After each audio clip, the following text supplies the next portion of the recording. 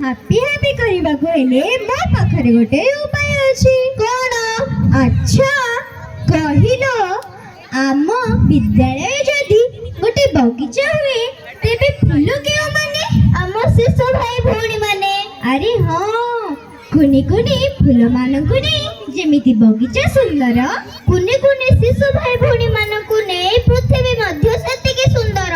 ତେବେ ଚାଲନ୍ତୁ ନା ଦର୍ଶକ ବନ୍ଧୁ, ଦେଖିନେବା ଆମ ବିଦ୍ୟାଳୟର ଦ୍ୱିତୀୟ ଶ୍ରେଣୀ ଭଉଣୀମାନଙ୍କ ଦ୍ୱାରା ପ୍ରସ୍ତୁତ ଟିକି ଟିକି ଫୁଲ ଆମେ ବଗିଚାରେ ଫୁଟିବା ଓ ପଞ୍ଚମ ଶ୍ରେଣୀ ଭାଇମାନଙ୍କ ଦ୍ୱାରା ପ୍ରସ୍ତୁତ ଡ୍ୟାନ୍ସ ହାତରେ ବାଡ଼ି କାନ୍ଧରେ ବାହୁଙ୍ଗି ନେଇ।